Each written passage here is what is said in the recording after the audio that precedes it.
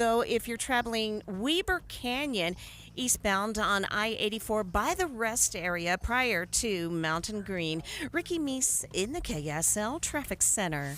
KSL weather. The clouds are spreading across northern Utah today with a chance for light snow showers tomorrow. Then another storm could bring in more snow Friday, again on Sunday. And we'll see colder temperatures and cleaner air coming in along with those storms. Right now, 36 degrees, mostly cloudy. I'm Dan Bomas from the KSL Common Spirit Health Studios. Listen online at kslnewsradio.com, where we're Utah's news, traffic, and weather station. Inside Sources. Inside Sources. America's voice of reason. Boyd Matheson on Utah's home for elevated conversation.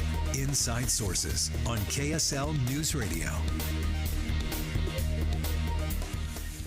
Well, Congress doesn't get back to work this year for about another week. They'll be back in on Monday. The Senate will reconvene. The House will reconvene on Tuesday. When they do, of course, the fight to fund the government will begin as another shutdown showdown is on the horizon. With the deadline looming, of course, the Speaker of the House, Mike Johnson, is promising a different kind of funding process this year. So let's get past just the partisan bickering of it all. How is this going to play out? Let's begin. Think you know the news of the day? Think again with Boyd Matheson on KSL News Radio.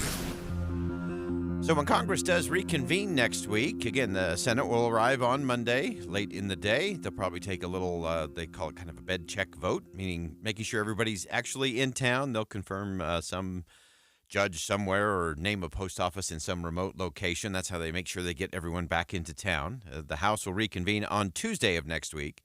And the funding of the government runs out on the 19th. So the clock will be ticking loud as they enter that. And an additional ticking noise that we all should be listening to is the fact that today the national debt of the United States of America went north of $34 trillion for the first time in our history.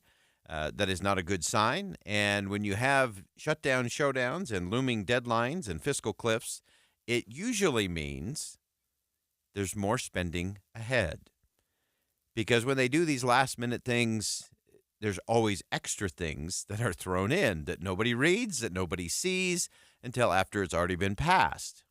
Got to pass it to find out what's in it. Both sides are guilty of this. That's how you get $34 trillion in debt.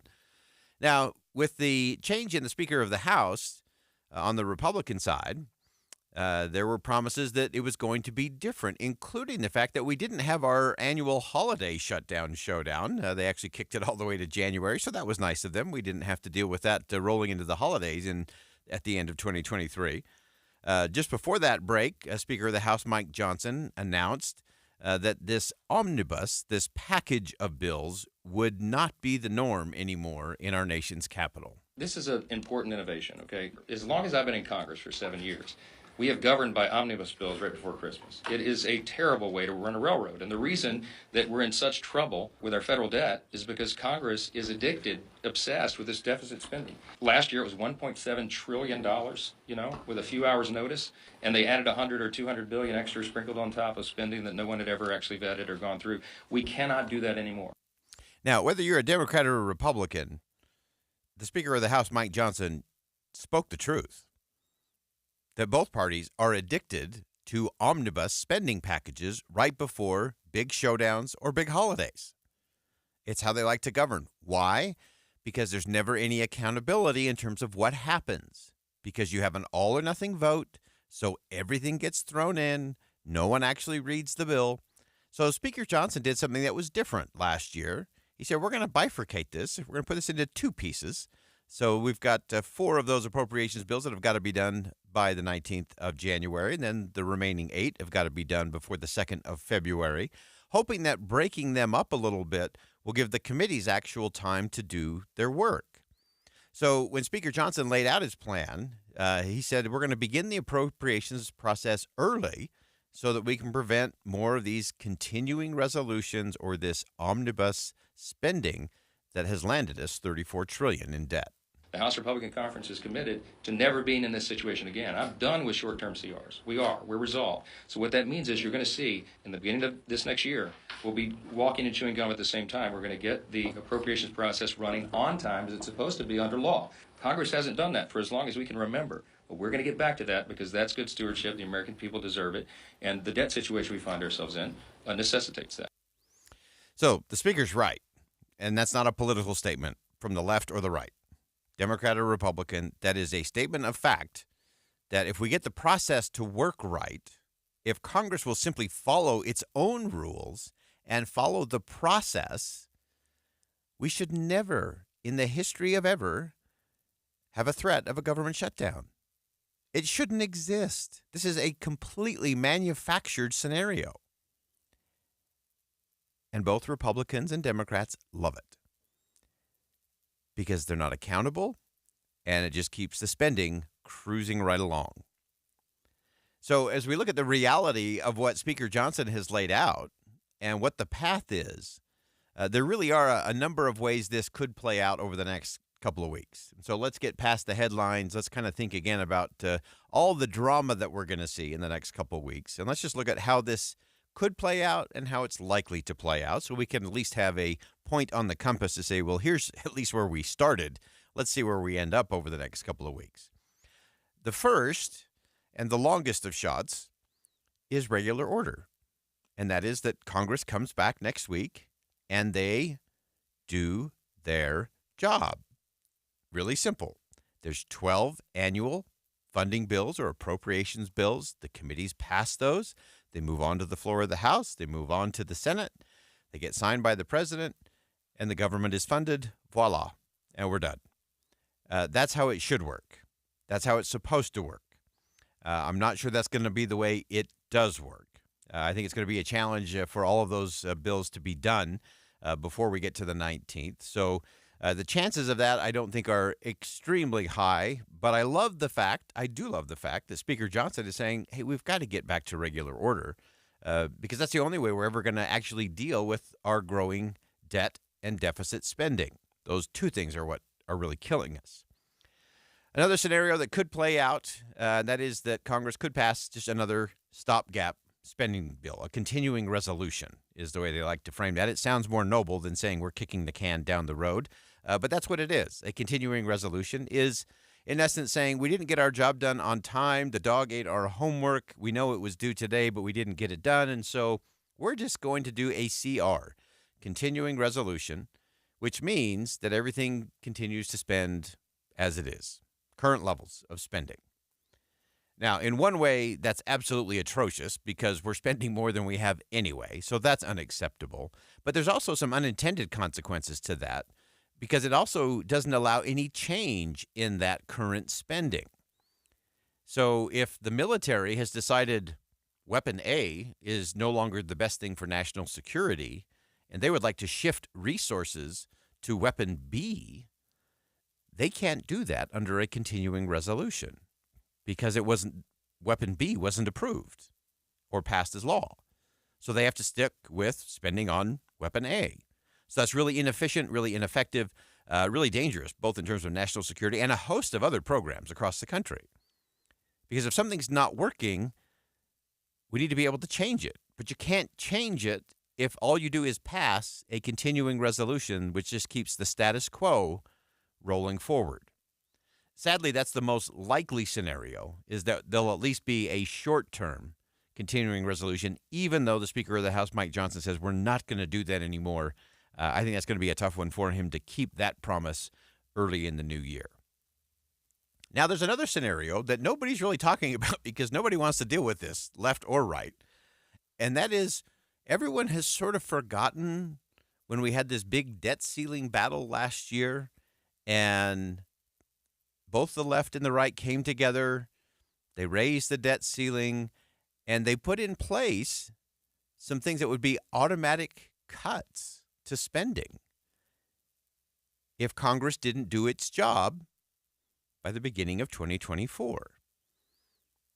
So if nobody does anything, there could be some immediate automatic cuts in spending. Now, some of us may say, well, that's probably not a bad idea. That actually could be good.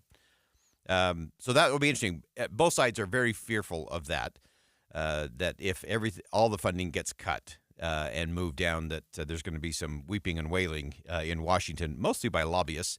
But there will be a lot of weeping and wailing, and probably some in state government as well. And so that will be the next test. A couple of other scenarios, they could allow a portion of the government to shut down. Again, that could happen, again, coming up with this January the 19th, because there's 4 of those bills that have to be done that include Department of Agriculture, Department of Transportation, HUD.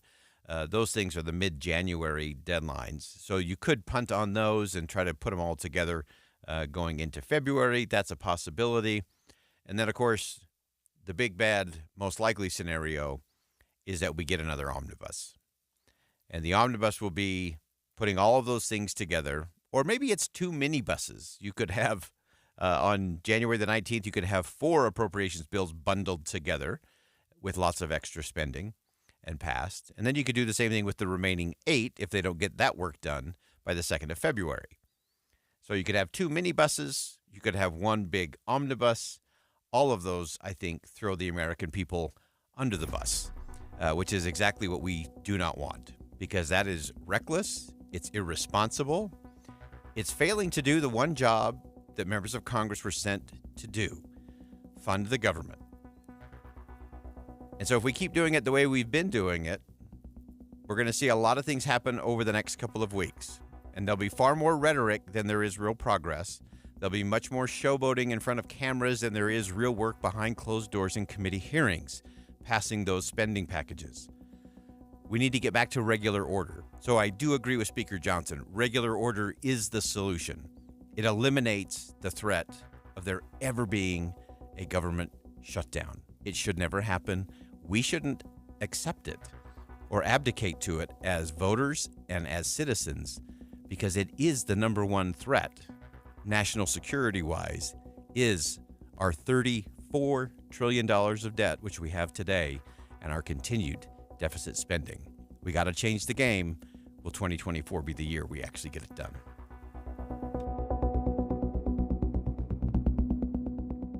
Think again on Inside Sources with Boyd Matheson.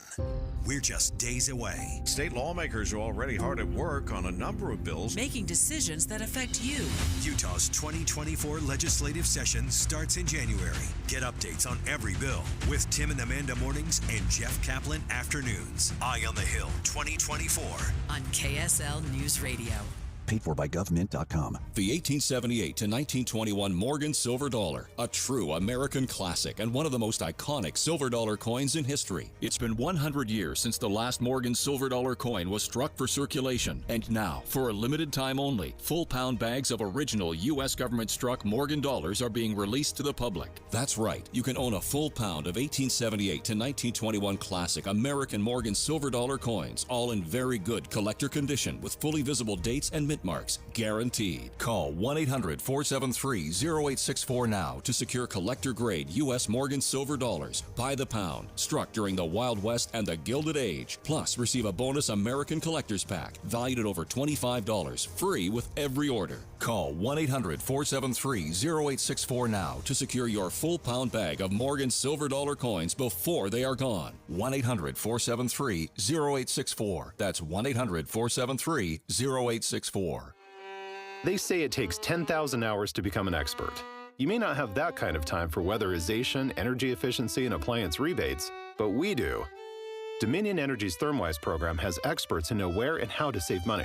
They help homeowners and businesses find simple ways to conserve natural gas and rebates through upgrades that may help to save even more. We put our energy into helping you conserve it, so you can spend your 10,000 hours becoming an expert in what matters to you. Start with a home energy plan at thermwise.com. Higher taxes, soaring inflation, record low interest rates, and the skyrocketing cost of healthcare. The list goes on. Retiring successfully today is a lot more complicated than ever before. Learn how you can tackle the biggest challenges that you'll face in retirement today. Don't miss a special edition of Retirement Solutions Radio. It's this Saturday afternoon at 3 o'clock, right here on KSL, News Radio 1027. Deb, you may not believe this, but I actually do like to eat healthy food. I feel better when I eat healthy, and I do feel full. I want you to start off 2024 the right way. Log on to fedupkitchen.com and you can order clean, macro-based, low-calorie meals. Not only that, they have treats and green drinks. And they're prepared fresh in their Salt Lake City kitchen. Order today and they'll be ready for pickup or delivery tomorrow. It's healthy eating made easy with Fed Up Kitchen. You can save time, you can save money, and get results with their delicious meals. And like we said, they are made fresh daily. And because it's the holidays, we want to make sure there's a little gift for you. You can save 20% on your first order. All you have to do is use the promo code KSL at fedupkitchen.com. That's right. Go to fedupkitchen.com, put in promo code KSL, and you're going to get 20% off your first order. Take the guesswork out of healthy eating. Go to fedupkitchen.com and use the promo code KSL. Getting help with electrical repairs is easier than you think. All you have to do is call Any Hour Services or schedule an appointment at anyhourservices.com. No one helps more homeowners than Any Hour Services. With the 3 things you need to know this hour, I'm Dan Bomas. First, this may not be the time to consolidate debts, even though mortgage interest rates have been going down. Second, UDOT says it's finished up some big projects in the past year. Third, the Speaker of the House visited the border with Mexico today, but it appears Republicans in Congress are no closer to a deal at the White House on border policy. Right now, 36 degrees, mostly cloudy in Salt Lake City. And back to Inside Sources on KSL News Radio. Get deeper insights on the news from Inside Sources. Welcome back to Inside Sources here on KSL News Radio. It's great to be with you today, as always. And as we look at higher education coming under the microscope for a number of reasons lately, very few of them in the good category, we want to dig into this just a little bit more. And I actually want to start this segment by going back to a conversation we had with Richard Reeves, who's actually founded a new group to tackle something very interesting in higher education, and that is the gender gap. And it's, as often is the case on this show, it's not what you think. It's time to think again about what that gap is and what it actually looks like. Take a listen. It's one of the things most frustrating about this debate, frankly, is that somehow if you're identifying problems that a lot of boys and men are having, that means that we don't still think there are problems facing many women and girls. There clearly are, and much more work to do in many areas of society for women and girls. It's not a zero-sum game. It's a false choice. And as we often say, the fake fight and the false choice always gets us into trouble. And so when we look at higher education and a drop in male success at universities, that the gender gap that we saw back in the 70s has kind of flipped from a gender gap against females to now against males in terms of who's not performing. And we want to get into the middle of all of this, and really thrilled to have back on the program with us Beth Akers, Senior Fellow at the American Enterprise Institute, researches higher education, student loans, workforce development. Beth, welcome back to the show. Hi, thanks for having me back. You've been diving into this. It was fun to kind of go back and rethink our conversation with Richard Reeves. We know he's been very busy on this particular issue. You've been really digging into this as well. Give us some just framing in terms of what is the present reality when it comes to higher education and the challenges that many men are facing in higher ed. Well, it's sort of the gender gap, but backwards. I think, like, if you were to poll people on the street and say, who do you think is enrolling in college at higher rates, who's performing better, who's graduating at higher rates, you would maybe guess men, or at least someone from my generation would. But the reality is that the women are enrolling at higher rates. Over 60% of new enrollment is females. We're also seeing that women have higher GPAs. The deficit is about 15% relative to men. And then, once they're enrolled, we see that, failure to finish is actually pretty common, but it's actually far more common among men. So women are really doing quite well when it comes to their achievement in higher education. And it's almost like the system that we have is working well to, match this particular strengths that women tend to have on average, and maybe less so men. So it's kind of an interesting topic to dive into because it's one that a lot of people don't really want to hear. Yeah, and it is one of those think again moments of, wait a minute, that's not what I thought it was going to be. And so help us understand that a little bit, unpack that a little bit in terms of why are we seeing that trend and why is that gap growing in higher ed? Well, so we have seen this gap growing for a long time. And I think that there were a lot of forces working against women and girls in their education that we sort of took, tackle head on in terms of, making sure that they stayed engaged with STEM, building confidence, eliminating barriers that existed for men. And I honestly think what's happened, and I think Richard might agree with this too, is that what we're seeing is that the aptitudes that women have relative to men, again, on average, tend to be the types of aptitudes that would have them succeed in our higher education system as it is designed today. So to make that a little bit clearer, think of things like, all the research shows like that boys learn better through physicality, and girls are better at sitting down and learning, through like quiet study. And which is favored in our traditional higher ed system right now is that sit down, quiet studying type of learning. And we've kind of poo-pooed a little bit the more active style of learning, whether they be in the trades through more active work or even through just on-the-job training through things like apprenticeships that might actually be a better match for the aptitudes that we see men displaying on average more than women. Yeah, and it's such an interesting thing. And going through one of the pieces that you've written, Beth, you did mention our friend Richard Reeves and the fact that with his liberal bona fides strongly in place, he gets away with saying some things that maybe somebody on the conservative side of the spectrum wouldn't be able to say. But what are some of those conversations that we ought to be having regardless of the political spectrum of it all? And what is the best thing for young men and young women in higher education? Well, I think, the first thing, of course, is having to admit that men and women are different.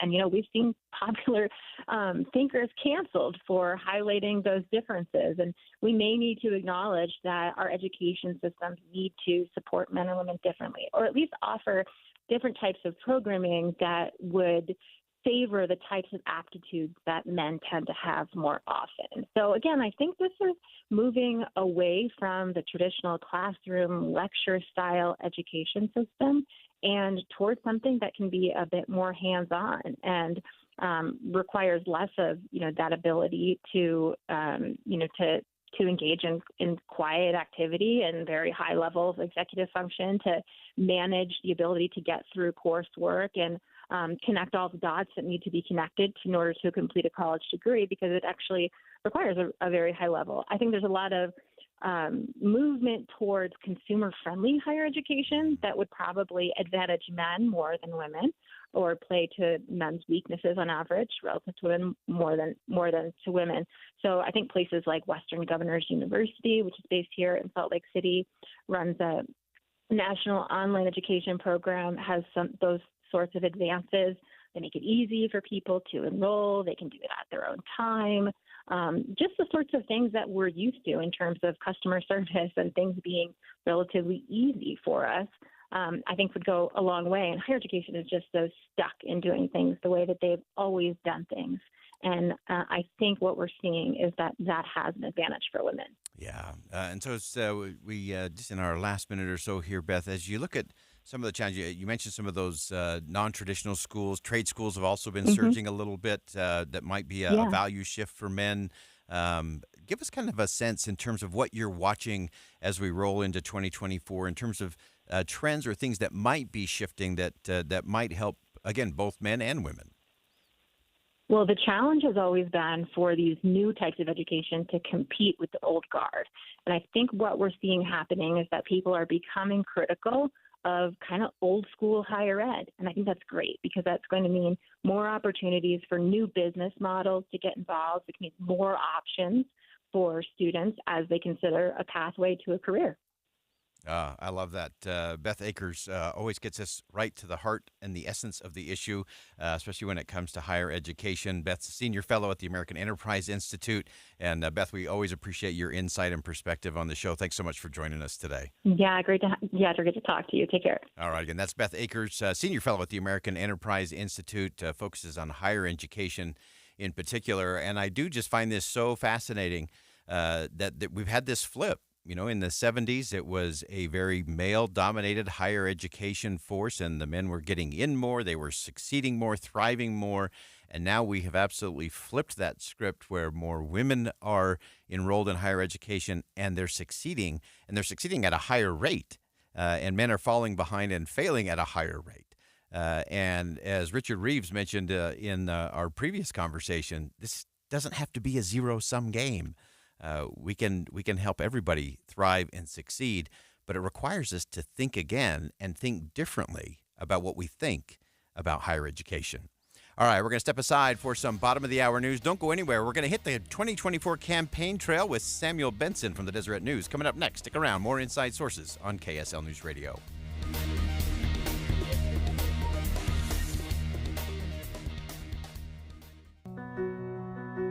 Victor deployed for the first time to Afghanistan in 2003.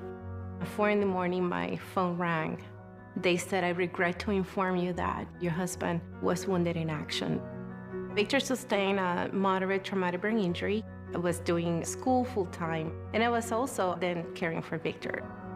One of the most important elements of caregiving is taking care of yourself. I just didn't want to forget that I also had goals and that I also had a life. What I did is I challenged Victor to meet me halfway. There are almost 6 million military and veteran caregivers across the nation. We have our own journey, and we can fulfill that journey at the same time that we are helping our loved one. Visit aarp.org/caregiving for a free military veterans guide to navigate your caregiving journey and better care for your loved one and yourself. Brought to you by AARP and the Ad Council. It's 1:30 at KSL News Radio. I'm Dan Bomas. KSL's top story this hour, Robert F. Kennedy Jr. filing his candidacy for president here in Utah today. Kennedy told supporters at Utah's state capitol that they now have to get on the ballot in 49 other states. President Biden, President Trump are getting on the ballot for free. It's going to cost us somewhere around $15 million to get on the ballot, but we're going to be able to do it. And in the end, we're going to have an army in the field of very, very capable people. Kennedy's been fighting Utah's lieutenant governor to get on the ballot, and Lieutenant Governor Henderson changed the filing dates a few weeks ago to allow more time for him to file. Our top national story this hour from ABC News. We have new information now about conditions when a Japan Airlines plane hit a Coast Guard plane on Tuesday, killing 5 of the 6 on board the Coast Guard aircraft. ABC's Alex Stone has details. Well, air traffic control recordings indicate the Japan Airlines Airbus A350 was cleared to land, and the pilots of the smaller Coast Guard plane it hit were told to hold short of the runway but may have pulled onto that runway. ABC News has learned warning lights that tell pilots if a runway is not clear were not working at Tokyo Haneda Airport the night of the crash. A message to pilots alerted the system was down. One more aspect investigators will study. Alex Stone, ABC News. Your money at this moment, the Dow Jones average has been down all day and right now sits at 229 points below where they started for the day. And the NASDAQ is also down 151 points at this hour. In our KSL weather, the more clouds come in, the more bad air moves out. That's next. KSL News Time, 1:31. We hope you have the right app on your phone for news. You probably have dozens. But the KSL News Radio app, well, it makes our live stream super easy. Plus, our talk shows are right there as podcast for your workday. That's the app for KSL News Radio. Looking for the best show deals on new and used RVs? You'll find them only in Ogden during the Northern Utah RV Show, January 11th through the 15th. We're bringing in new and used inventory and low show pricing inside the Golden Spike Event Center. For 4 full days, shop new and used travel trailers, fifth wheels, toy haulers, motorhomes, and more from the nation's top brands. Find early season discount pricing on all new models and fantastic used RV discounts like a 2011 Dutchman 185 DB Sport for just $9,995. You'll also find that every remaining 2023 is being sold at clearance pricing during the event. Plus, get no payments until April on approved credits and huge trade-in offers on your current RV. Go to NorthUtahRVShow.com to shop the best deals first. This show season, you'll find it all in Ogden. Admission and parking are free to the Northern Utah RV Show, January 11th through the 15th inside the Golden Spike Event Center. Open daily at 10 a.m., closed Sunday. Then we're back at it Monday, Martin Luther King Day from 10 to 5. Sponsored by Bish's RV. Don't miss it. Stop for a moment and think about this. Do you know how much money in your 401k or IRA is actually yours? Or will the government take a bigger chunk than you thought? Remember, you still might owe taxes on that money. But do you have a plan to help make sure you don't pay more than you should? At Capital Wealth Advisors, we believe you deserve to keep more of what you've earned, which is why we're here to help you navigate the confusing world of retirement taxes. It's your money. You deserve to know what's at stake.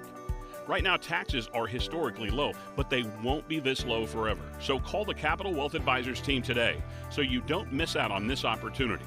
801-210-5500. That's 801-210-5500.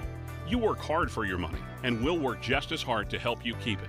Capital Wealth Advisors, 801-210-5500. Advisory services offered through Capital Wealth Advisors, LLC, a state of Utah registered investment advisor. Firm may not give tax advice. Here's to everyone who was made to shine, from Shane Company.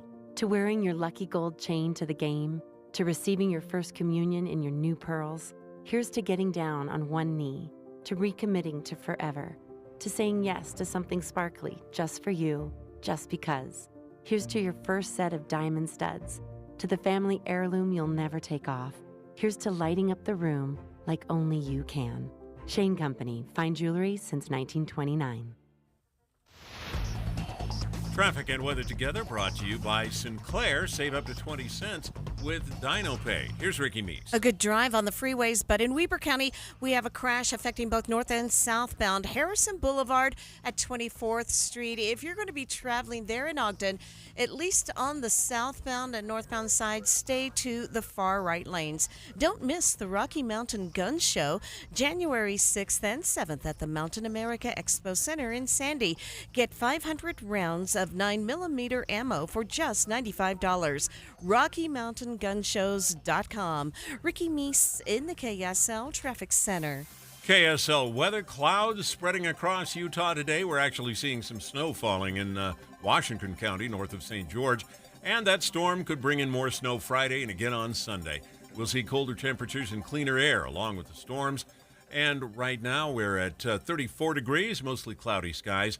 I'm Dan Bomas from the KSL Common Spirit Health Studios. Listen online at kslnewsradio.com. We're Utah's news, traffic, and weather station. Inside Sources. Inside Sources. America's voice of reason. Boyd Matheson on Utah's home for elevated conversation. Inside Sources on KSL News Radio. Well, as we continue to march our way into 2024, we're only a few days away from the Iowa caucus and really the beginning of the presidential cycle. And always a pleasure to have joining us on the program Sam Benson, one of the great thinkers and writers and a real gift to the Deseret News. He's the national political correspondent. He's covering the 2024 campaign. And in fact, if you want to get a really good grasp of what's really happening beyond the headlines in all of these campaigns, you want to go to Deseret.com/newsletters. You can sign up for On the Trail 2024 with Samuel Benson. And Sam, thanks for joining us today. It's always a pleasure, Boyd. Thanks for having me. All right, so first I want to do a quick snapshot back. We know that politics is not about what was or even what is. It's always about what's next. But there were some important takeaways, I think, during the course of 2023. So give us a couple of things that stood out for you and how they might splash over as we march into 2024. Sure. I think the two threads that people need to follow are first what's going on the Republican side with former President Trump with kind of a commanding lead in most of the polls, but two of his challengers creeping up. And then on the Democrat side, the incumbent, President Joe Biden, facing some turmoil on his side. So, to start with the Republicans, Trump maintains a 30 percentage point plus lead in a lot of the national polls. And you can take polls for what they're worth. But everyone's keyed on the beginning of the beginning, as you said, in Iowa, the caucus on January 15th. I mean, I head out there a week from today, and from there it's nonstop. We go to Iowa, and then it's New Hampshire, and then we have Nevada and South Carolina. And a lot of people are questioning, is this actually the beginning of the end? You look at how things are trending with Trump's lead. Is Haley going to catch up to him in Iowa? Will it be DeSantis? In New Hampshire, does Christie actually have a shot the way he's polling? These are the things we're going to figure out in really 2 weeks or so. And I think, Boyd, in the next 2 weeks, we'll really know, is this going to be a competitive primary or is it not? And then, of course, on the Democratic side, President Joe Biden is the presumptive nominee, but he's facing some pressure. Marianne Williamson is running. You have a Representative Dean Phillips out of Minnesota who's running. And then with his stance and support for Israel, with the ongoing conflict in the Middle East, a lot of the more progressive factions of his party are becoming increasingly disillusioned with President Biden. So those are kind of the two threads I'm following. What's happening on the right, what's happening on the left, and what will the primaries look like a month from now? Yeah, so fascinating. As we get into those first three, it's a really interesting thing, and I'd love your take on this, Sam, because so often there's sort of the self-fulfilling prophecy effect that often happens with Iowa, New Hampshire, South Carolina. And I know that both President Biden and former President Trump would like everyone to believe that that is the end, that everything will be over by those three. But history tells us these things can stretch out a long way. There's only 112 delegates up for grabs on the Republican side in those three states. Out of the 1,235, someone needs to become the nominee. Democrats have a history. Barack Obama took all the way till June the 4th, I believe, to cinch enough delegates to win his nomination the first time around. Give us some perspective in terms of, is this going to be self-fulfilling prophecy because of momentum and news coverage and donors, or is this going to be one that could stretch out a little bit further on the Republican side in particular? Yeah, boy, that's a great question. And former President Trump and his campaign would like you to believe this all starts and ends in Iowa. He'll win Iowa in a landslide, and then from there he'll just march to the party's nomination. But like you said, history does tell a different story. I mean, he didn't win Iowa in 2016. He went on to win the nomination. No president since the 70s has finished outside the top three in Iowa and then went on to win the party's nomination. No candidate, rather. That said, things are tricky here because you have him with a big lead in Iowa, yet in New Hampshire it's very, very competitive. Nikki Haley is creeping up. In some polls, she's within 5 points, so within striking distance, close to the margin of error in New Hampshire. You have Christie soaring in New Hampshire, and DeSantis sneaking like a rock. Whereas in Iowa, DeSantis is creeping up.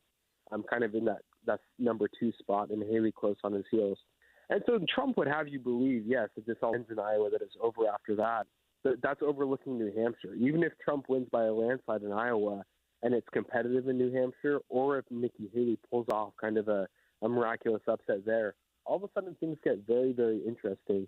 So yeah, it's an easy narrative for us media members to push that this starts and ends in Iowa, but that overlooks the fact that right after that, New Hampshire, where it's competitive, and then South Carolina, which is Haley's home state. And a lot could happen in the next month. Yeah, no question about that. And as you look at it from the president's standpoint, clearly he's trying to figure out the right messaging components. They went very heavy on Bidenomics in the back half of 2023. Did not seem to resonate with voters. I kept saying they're talking to the American people as if they were economists and not consumers. What do you see in terms of the president's strategy, in terms of his campaign messaging and trying to align some of the policy wins he's clearly had with what the American people are experiencing? It's interesting. If you pick up a copy of McKay Coppin's new biography of Mitt Romney, there are sections in there where Romney really just kind of wonders out loud why the Biden administration is so bad at messaging. They have big wins with infrastructure, with lowering healthcare costs, with providing COVID relief, and yet they've tried to push this Bidenomics message that the economy is improving, that inflation is down, that unemployment is down, and yet people go to the grocery store and they don't see that. Some economists say that grocery store voters will kind of be the key swing voters in 2024, and I think that's accurate. And so, like you mentioned, the Biden administration, or rather the campaign, was pushing this Bidenomics message, and they started to pump the brakes on that after they received backlash from a number of Democratic strategists, including David Axelrod, most prominently, Obama's former chief strategist. And so now they're trying to figure out what is their message. Are we going to focus on health care? Are they going to go back to the 2020 book and focus on kind of democracy is at stake? You know, a second Trump term would be the end of democracy as we know it. But the question is, are voters going to buy into that? Are they kind of sick of this doom and gloom messaging? And that's where kind of Biden really faces. And on top of all this, like I mentioned earlier, he faces this ongoing threat to a degree from the leftist flank of his party, who are saying that his messaging and his stance with Israel isn't what they want when it comes to foreign policy. So as the primary progresses, and as Biden presumably doesn't face much of a challenge as the primary goes on, they're going to have to figure out not only to say what are we opposed to, but what are we in favor of? Because everyone knows they're going to oppose Trump, whoever the presumptive Republican nominee is. But what is the message that the Biden administration and his campaign wants to sell to the American people? What is it that they will key into? And that's the major question for 24. Yeah, and as you look at things rolling out there on the trail, you get to see those who do choose to show up at a rally. You get to see what's happening at those diners and some of that hand-to-hand combat kind of politicking, New Hampshire style. Give us a sense of what you think the voters on both the left and the right are actually looking for. You talk about this, what we're against versus what we're for. And clearly, the Biden camp is going to make this a choice election of, you may not love me, but the other choice is unacceptable and intolerable. And Trump, of course, if he is the nominee on the Republican side, will do the same thing and saying, look, we can't have 4 more years. So it appears to be much more of an against battle between those two, if that's how it plays out. But give me a sense of the people that you're interacting with on the campaign trail. What are they saying that they actually want in a candidate this year? Yeah, fantastic question. So I spent 2 mornings in early December with the folks from Americans for Prosperity. They're an organization funded by the Koch brothers that recently endorsed Nikki Haley, and they go door to door throughout the Des Moines suburbs and try and get people to get out on caucus day and support Nikki Haley. But as they do that, they ask these individuals, what are the key issues that you're focusing on in 2024? And so we're going through, we knock on probably 100 to 150 doors between the 2 days, and I get to hear these voters tell these individuals what matters most to them. And the number one thing, by and large, was the economy, that there were economic concerns, that the mortgage rates are out of control, that inflation is going down, but they're not seeing the reflection on their paycheck or at the grocery store. And then the second thing, which surprised me, was something along the lines of stability. Like, we want the chaos to end. We want there to be more peace in the world. We want there to be more unity domestically. And these are kind of the same threads we've heard pulled since 2016 or 2020 in both of those elections, that there's so much chaos. But you add to it now the turmoil in the Middle East, the ongoing war on Ukraine, and there are so many issues that people look around and say, there's chaos, and we need someone to come and kind of turn down the temperature in one degree or another. Does that mean foreign policy will be a central issue in 2024? I don't know. I mean, it's been a long time since foreign policy, probably since 2004, since foreign policy was a central aspect of a presidential election, but it could be. But I think to add to that, there's a general hunger or a general thirst for some degree of stability in the White House, and for that to reflect both at home and overseas. Fantastic. Great perspective from the trail, and you can follow that newsletter at Deseret.com. Just go to the newsletter page and sign up for the On the Trail 2024 newsletter with Samuel Benson. Sam, thanks so much for joining us today. Great perspective as always. Great writing as always. Appreciate you joining us today. Yeah, thank you, Boyd. Happy New Year.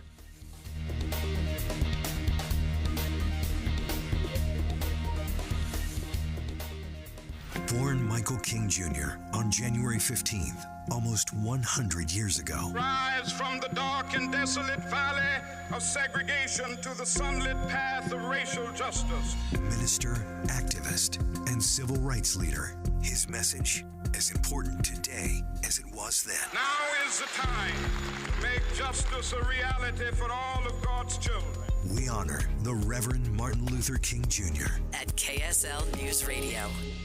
Have you heard of IRS tax code section 1.408A-4? It sounds complicated, but it's a simple tax law thousands of Utah families are using to lock in lower tax bills when they retire. If you've saved at least $200,000 for retirement, and some of this money is in an IRA or 401k, it could save you tens of thousands, maybe even hundreds of thousands of dollars in future tax bills. You can find out how much you could save by requesting a free and confidential retirement tax savings analysis. It's from Boss Retirement Solutions, a 5-time winner of Utah's Best of State Award. For your free retirement tax analysis, call 801-896-9622. 801-896-9622. That's 801-896-9622. Advisory services offered through Boss Retirement Advisors, an SEC registered investment advisory firm. Insurance products and services offered through Boss Retirement Solutions. Introducing Yes, heating, air conditioning, plumbing, and electric. We're bringing all of Utah's favorite HVAC, plumbing, and electrical brands under one roof. Maximize your energy savings with a new energy-efficient heating and cooling system from Yes, and you could save up to $4,500 through possible tax credits and other discounts. Purchase a new system today, and Yes will buy back your old inefficient HVAC system. Visit theyesmancan.com to schedule your appointment. Call now or visit theyesmancan.com for details, terms, and conditions. At Lowe's, save big every day when you buy in bulk. Save 15% on select Sanctuary by Green Fiber blown-in insulation when you buy 30 or more. And there's more. Save 10% on select OSB sheathing when you buy 68 or more. Visit us in-store or online for low prices on the materials you need. Lowe's knows savings. Lowe's knows pros. Selection varies by location. While supplies last, discount taken at time of purchase. See sales associate for details. For the ones who get it done, the most important part is the one you need now. And the best partner is the one who can deliver. That's why millions of maintenance and repair pros trust Grainger. Because we have professional-grade supplies for every industry, even hard-to-find products. And we have same-day pickup and next-day delivery on most orders. But most importantly, we have an unwavering commitment to help keep you up and running. Call, click Grainger.com, or just stop by. Grainger, for the ones who get it done. It seems like everywhere you look right now, someone is sick. This year, prepare your family for airborne invaders like bacteria, pollen, and yes, germs with Navage Nasal Care. Navage flushes ultra-pure, refreshing saline in one nostril, around the back of the nose, and out of the other nostril. Navage sucks out viruses, dust, and other airborne particles, all the stuff that gets trapped in your nose, making you miserable. Don't get caught empty-handed this winter. Get Navage, the drug-free solution that helps you breathe easier, sleep better, and feel healthier. Even better, Navage is HSA, FSA eligible, so Navage is a great way to spend those funds before they expire. Don't wait a minute longer. Buy Navage today and you'll breathe easier knowing you're putting your funds to good use. Navage is available online at Navage.com or Walmart, Walgreens, CVS, and Rite Aid. Navage, N-A-V-A-G-E. Clean nose, healthy life. Any Hour Services can help you make sure your furnace keeps you warm this winter. Whether you need a tune-up, a repair, or a second opinion about replacing it, call Any Hour Services or visit anyhourservices.com. KSL Broadcast Group contests are open to participants 13 years of age and older that are residents of Utah, Idaho, Wyoming, and Nevada, unless otherwise specified. Employees or agents of the station, Bonneville International Corporation, or other area radio stations, or any entity associated with the contest may not enter. Persons who have won in the last 90 days from a station contest or event are not eligible. Full general contest rules are available at kslnewsradio.com.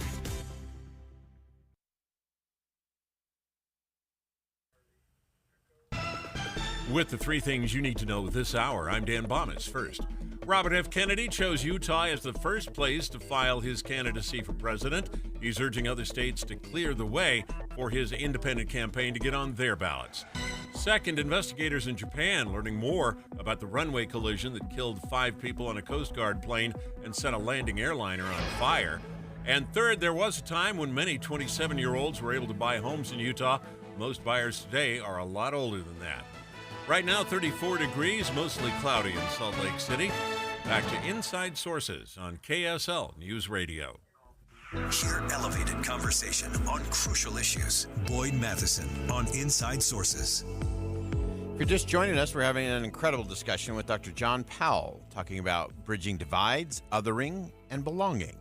John Powell is a professor of law and African American and ethnic studies at the University of California, Berkeley. He's also the director of the Othering and Belonging Institute, which I love in and of itself. I asked Professor Powell about the concepts he explores of not only being present and seeing each other, but experiencing and feeling together. Here's what he had to say. The word compassion really comes from the root word suffering, and it means to suffer with. To suffer with. And if we have children or in relationships, we know that when people are going through hard times, they want someone, and not necessarily to fix it, but just to really be there with them and suffer with them, right? Not necessarily owning it. And if we're not afraid And if we're a little vulnerable, we can not only feel things with other people, we can feel things with other species. You know, we go to a movie, right? We go to a good movie, and we're crying. It's like, why are we crying? These people are being paid millions of dollars. But they're tapping into something. Yeah. They're connecting with us at a deep felt level. Part of the thing to do is sort of to connect those two things, connect our deep feelings and our intellect. Not one or the other, both. I talk to people all over the country, and sometimes people say, how do you do it? And I say, I almost always start off by just telling me, how are you doing? What's worrisome in your life? How are your children doing? Yeah. The thing that I it's very effective. Here's the rub, though. I worry a little bit as I sort of share this with people that it'll become a technique. And people will go through the mechanics. Yeah. I'm asking all the right questions, but I'm really not all that interested. Yeah. You know, or I'm only asking those questions so that at the end of the day I can persuade you. That's not really listening. No. Really listening is being fully present in a heartfelt way. Now here's the sort of conundrum that when you actually fully listen, you actually do change the person. Yeah. But you change as well. That's right. And I say you sort of start off pretending that you're listening, and at some point you slip into actually listening. Yeah. Oh, I absolutely love that. And I like to frame that in the context of the most holy thing we can give another person is our presence, our whole presence, our entire presence. And that's that kind of authentic listening that you're describing. And that does create holy ground. That does create sacred space, I think, for a different kind of conversation. And I love how you look at it in if we just had the same kind of passion that we often do for divisive political conversations, if we had a passion for compassion, that would change all of the difficult conversations we need to get to. Well, that's exactly right. And it's actually interesting. So it's not even just listening to other people, right? Because it's also listening to ourselves. Yeah. Because all of us have parts of ourselves that we're a little bit uncomfortable with. Yeah. It's like, okay, I'm gonna put this in a closet. I'm not gonna face this. And so we're not saying act on all of our feelings, but we should at least be aware of them. Let them be present. Be friends to them. Yeah. You know, I know you're afraid. Okay, I know you're a little ashamed. So the bridging and being present can actually be present with our multiple selves. Yeah. And we then have a greater possibility of being whole. Yeah. And being whole does not mean, in a narrow sense, being a saint. It's because we're messy. We're messy, you know. And if we do it with each other, we not only share, we can then also begin to make meaning. Yeah. And the other thing that sort of grounds people's lives is, do we have meaning? The last thing I'll say on this is that what people are most afraid of is not belonging. So we worry about other people coming in. It's like, well, what's going to happen to our neighborhood, our school, our church if those people come in? And what we're really saying is that things are changing, and I'm not sure there's a place for me in that change. And so to some extent, we other people because we want to belong. Yeah. So we say, can we actually have belonging without othering? Wow. That's the ultimate test. And that requires real humility. Right. And to recognize that oneness is not sameness. That's right. And that there is a space for everyone. Before I let you go, Professor Powell, give us some insight. I know you've got a book coming up in April. Right. Give us a little sneak peek. We're going to have you come back and talk about that in I'd depth. love to do that. But I want to give a little sneak peek there. So the book is called Longing Without Othering, Saving Ourselves to Save the World. That's the subtitle. And it really goes through, it looks all around the world of othering. And we actually are very deliberate about saying othering. We're not saying sexism, racism, religious hostility, because all these processes is saying people who are in some way different are not fully human. And those are sociological, those are made up. Yeah. So for example, most of your listeners will probably not realize that only 50 years ago, and someplace still true, left-handed people in many societies were considered devils, considered close to evil. Yeah. There's nothing special about being left-handed, right? So the genocide in Rwanda was not over race. They're all the same race. It's not over ethnicity. They were basically the same ethnicity. Not over language. They spoke the same language. What was it over? Well, one of the issues was, how many cows did you have? So it's like, you only have 3 cows? Then we can't be friends, right? So what I'm saying is that we other people, we sort of make this up. So what we do in the book is try to go through looking at a lot of the struggles around the world and say, this is not just a U.S. problem. This is not just a European problem. This is not just it's what humans tend to do, but also we reach for each other. So we have both impulses.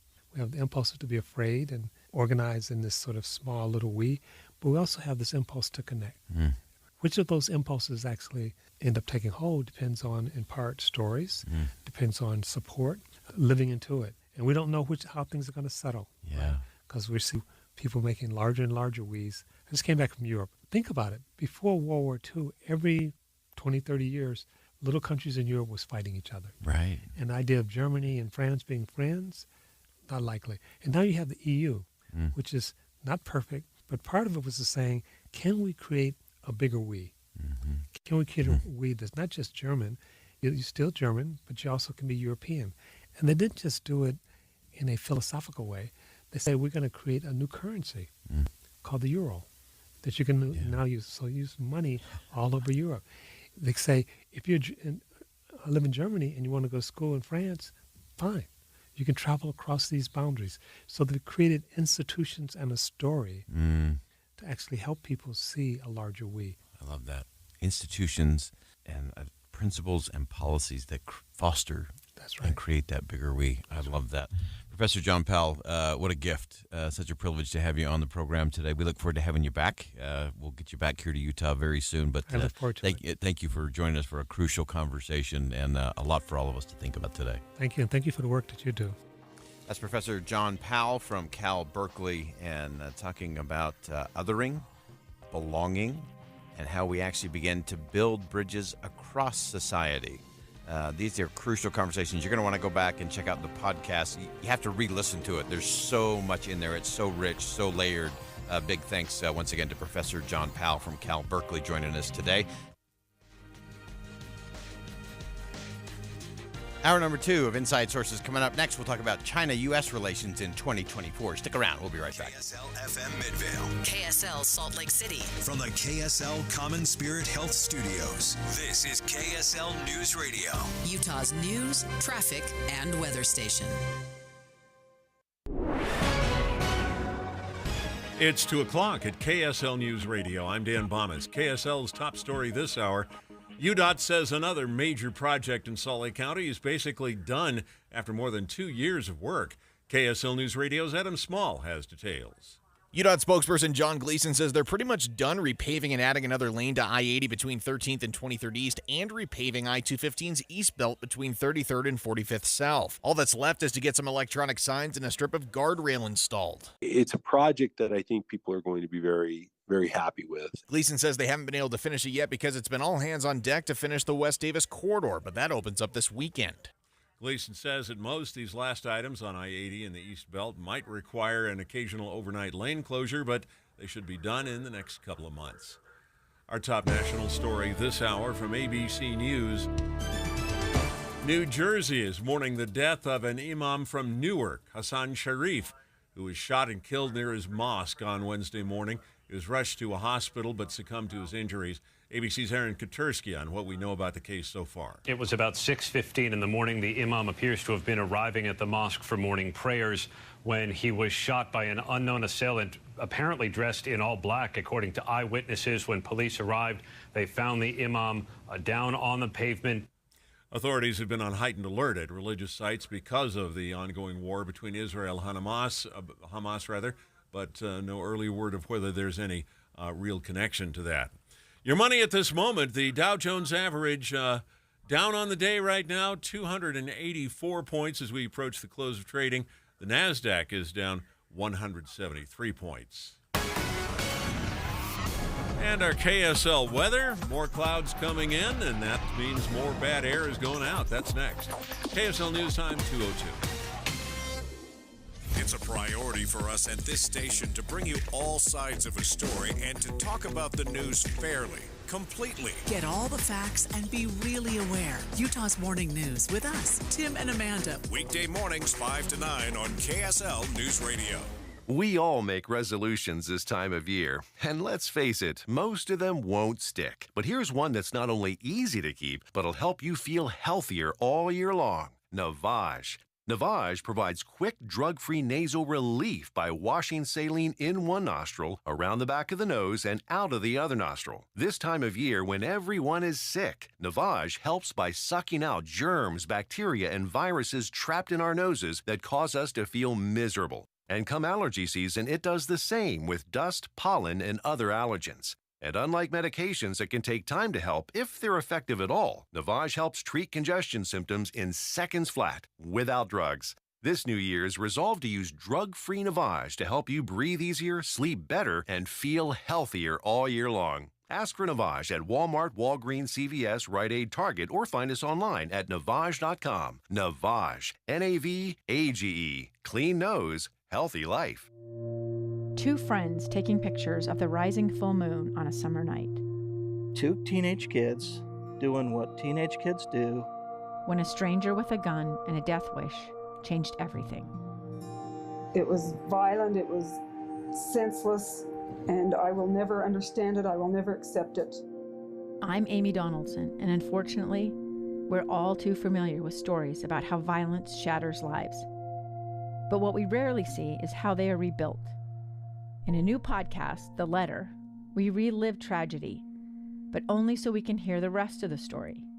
The struggle to reclaim lives, the realities of grief, and the possibilities of forgiveness. I believe in miracles. Sometimes I thought, there are no miracles. Yeah, there are, and this is a big one. Follow The Letter at theletterpodcast.com or wherever you get your podcasts. Traffic and weather together brought to you by Sinclair. Save up to 20 cents with DinoPay. Here's Ricky Meese. Crews have just cleared this crash in Ogden. It had been affecting both directions of Harrison Boulevard, but even southbound had been completely blocked at 24th Street. Valley Freeway traffic, you're good to go. Don't miss the amazing Utah Auto Expo, January 12th through 15th at the Mountain America Exposition Center. See the newest cars, trucks, electric vehicles, all in a non-selling environment. AutoExpoUtah.com. Ricky Meese in the KSL Traffic Center. And our KSL weather, we're seeing a little bit of snow down in Washington County right now, and clouds from that system spreading across northern Utah today with a chance for light snow showers tomorrow. Another storm could bring in more snow Friday. Again on Sunday, we'll see colder temperatures and cleaner air along with those storms. Right now, 34 degrees, mostly cloudy. I'm Dan Bomas from the KSL Comet Spirit Health Studios. Listen online at kslnewsradio.com. We're Utah's news, traffic, and weather station. Inside Sources. Inside Sources. America's voice of reason. Boyd Matheson on Utah's home for elevated conversation. Inside Sources on KSL News Radio.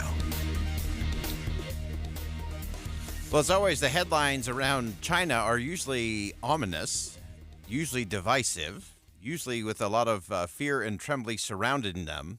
But could it be that China could be a place for some bipartisanship in Washington? Let's begin. Think you know the news of the day? Think again with Boyd Matheson on KSL News Radio. This is really one of those think again, don't look now kind of moments, as one of the most bipartisan committees of Congress is creating the bones of a U.S. plan for China. The House Select Committee on the Chinese Communist Party has produced reports, of course, on the Uyghur genocide, policy suggestions about deterring China from taking over Taiwan. The leader of the committee is getting some blowback for some of his sharp words about how we approach competition to China. All of this in the midst of the committee trying to fix and get the levers just right as it relates to U.S. foreign policy, not just with China, but with others around the world. And whenever we need to break all of this down, we always turn to the ultimate inside source when it comes to all things China. Phelim Kine, D.C.-based China correspondent for Politico. And Phelim, Happy New Year to you. And here we are once again. Happy New Year. Thank you for having me. So give us a little bit of a baseline. There was definitely some blowback with some of the language that came out of the committee chair. Give us a sense of what that was about and why that matters. Yeah, so I mean, I think it's important to remember that, this committee, it's the House Select Committee on Strategic Competition with the Chinese Communist Party. And essentially, in its first year of operation, it has, sort of redefined the narrative in terms of the U.S.-China relationship, and it has managed to create a real sense of bipartisan agreement that China presents a problem for the United States, that it is a problem of strategic competition. And, you talk to, both sides of the aisle in terms of members of that committee, and they'll say this is the only part of Capitol Hill that's really working in terms of a bipartisan way, which tells you a lot about China and about the U.S. relationship with China. And at the epicenter of this is the committee chair, Mike Gallagher from Wisconsin, and he is extremely media adept, extremely charismatic leader of this committee, and he has got a gift for turn of phrase. And so he has, for example, he says that he's accused the Biden administration of undertaking, quote unquote, zombie engagement with Beijing in terms of its pursuit of diplomacy over the last 6-7 months, and accuses corporate America of having, quote unquote, golden blindfolds in how it deals with its investments in potentially questionable parts of the Chinese economy that might have malign blowback impact on U.S. security. But, and so that's sort of how they've set the table. And, to a large extent, that approach has really ruffled the feathers of your China old guard. I mean, former State Department people who have spent their lives working on diplomacy with China, and basically is saying, look, this guy is, and the way the committee is approaching this is just a little bit too sharp. It's a little bit too blunt. And this relationship requires something more refined and nuanced than what he's giving it and what the committee is doing. Yeah, I think that's so fascinating because there is, especially those who have been in the delicate dance of diplomacy, especially with China. That's one that is a very, very slow-moving dance, with China always looking at the very, very long game of things. And yet, in the environment we're in, with a lot of the uncertainty around the world, there are some of those that would rather wield the machete than the scalpel on some of these things. Give us a sense in terms of how that's playing out within the committee. Like we said, it's been very bipartisan for the most part. There are a few little ruffling of feathers, as you mentioned. But what are you seeing within the committee, and what do you expect to see moving forward? Yeah, so what Chair Gallagher wants to do this year, as do other members of the committee, the aim is to have a big China bill that basically putting together some of the main, parts of the research reports that they put together over the past year in terms of Taiwan, in terms of Xinjiang forced labor, and particularly the economic piece. And they want to be able to try to get the rubber meeting the road in terms of having some kind of legislation that addresses key components of the U.S.-China relationship, and particularly perceived U.S. vulnerabilities. Now, that's all well and good, but the trouble is that, yes, this is a very bipartisan committee. Like, everyone can talk to each other.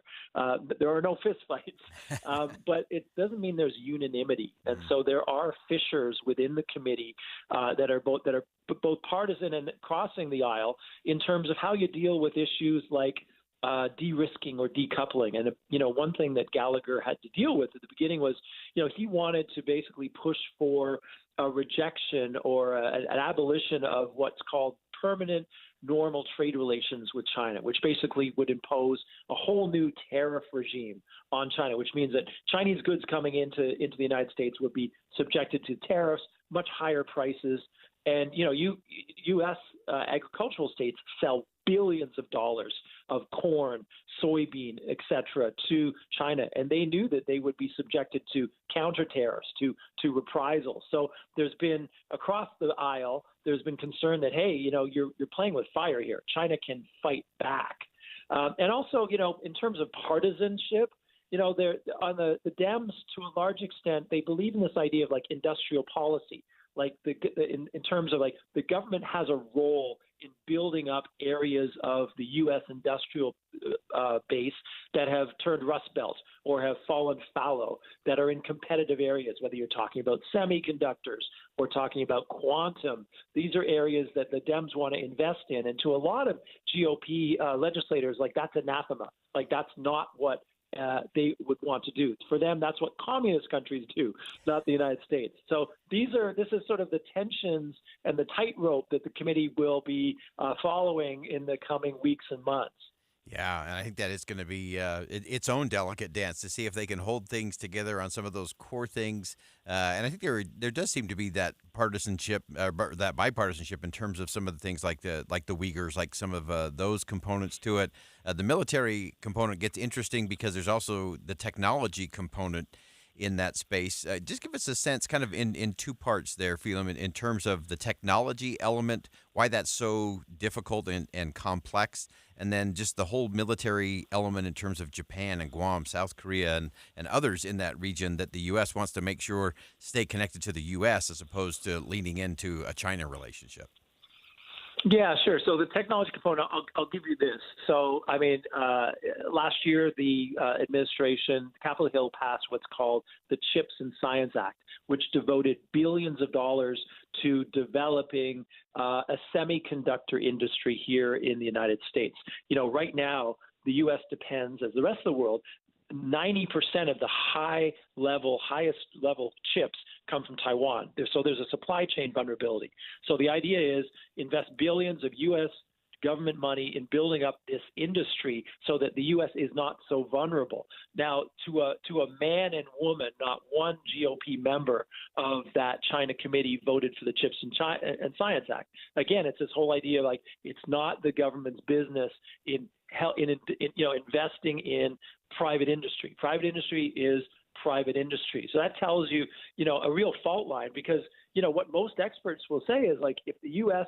isn't able to have this domestic capacity to be able to produce these things on its own, if there is conflict across the Taiwan Strait, the U.S. is going to be left wanting in terms of like chips for everything from washing machines to cars to, high-level, military hardware.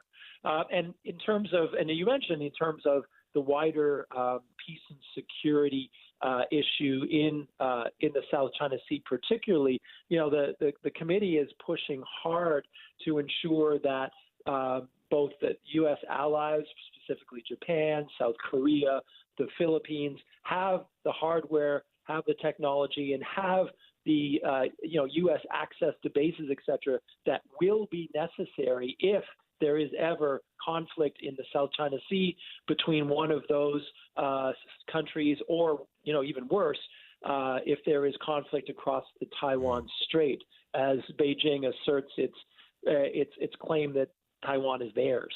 Yeah, great perspective as always. This is going to be a very tumultuous season, I think, as it always is in Washington. Yeah, boy, buckle up. This is going to be a wild year, okay? And starting next week is the Taiwan election, so That's when things will really start getting interesting. Yeah, and we're going to have you come back to talk about that Taiwan election because to me that's a fascinating one in terms of how that plays out and all the signals that will be sent to the U.S., to China, and everyone else beyond. Nobody better in the business. Phelim Kynes, the D.C.-based China correspondent for Politico. Phelim, thanks for joining us. We look forward to having you back real soon as we continue. We will buckle up the chin strap, fasten the seatbelt, and keep your hands and arms inside. It will be a wild ride this year for China. Thanks so much for joining us. Thank you. Great perspective, as always, from Phelim Kynes. Again, he's the D.C.-based China correspondent for Politico. There's nobody who breaks it down better. And as he said, this is going to be a wild, turbulent ride, and there's so many things hanging in the balance.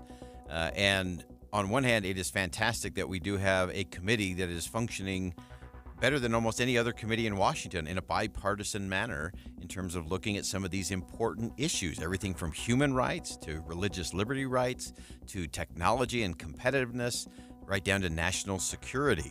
Those are all big issues, and how the committee stays together and what the policy becomes for the country is going to matter not just for all of us here at home, it will ripple through the entire world.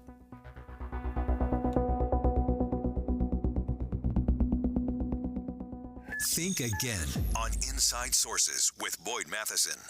We're just days away. State lawmakers are already hard at work on a number of bills, making decisions that affect you. Utah's 2024 legislative session starts in January. Get updates on every bill with Tim and Amanda mornings and Jeff Kaplan afternoons. Eye on the Hill 2024 on KSL News Radio.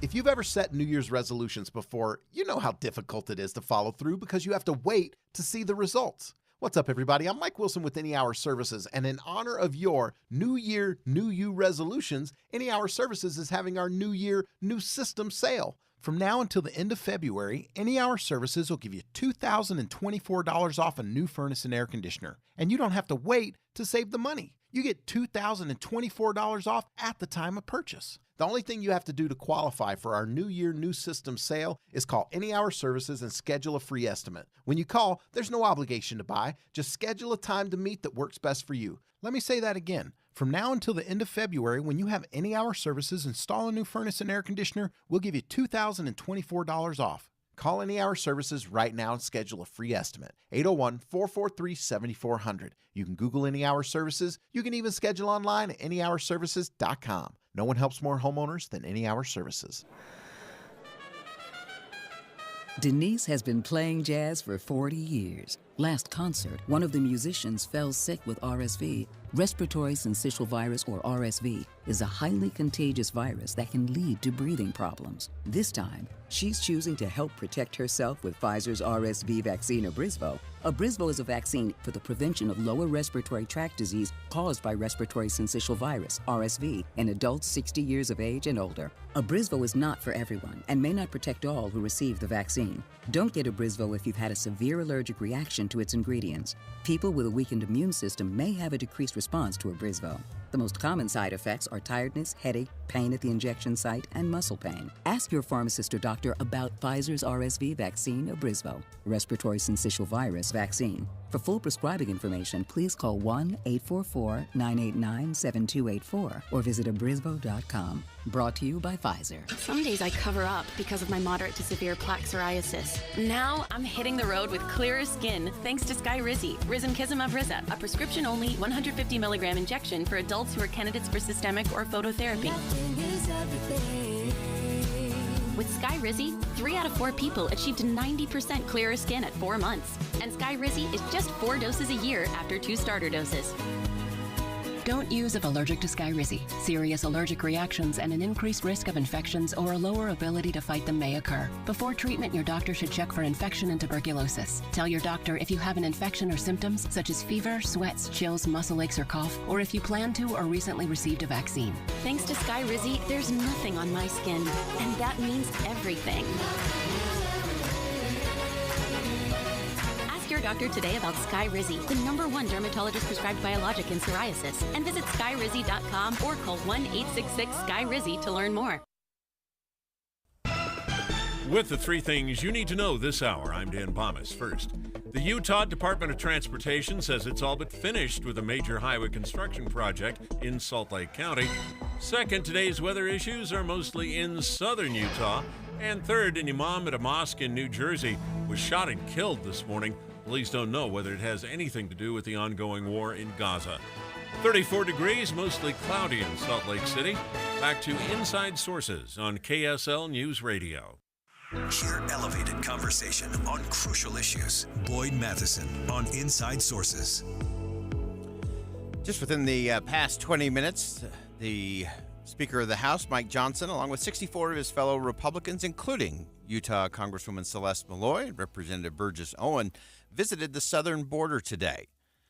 Now, this is all part of a bigger, broader conversation around immigration and border security in the country. Both the left and right have been critical of such trips to the border. And to me, it's one of the great ironies that you get criticized if you go to the border, and you get criticized if you don't go to the border. And both Republicans and Democrats have been doing this because this issue has become purely political, not policy-driven. And that is the essence of the problem.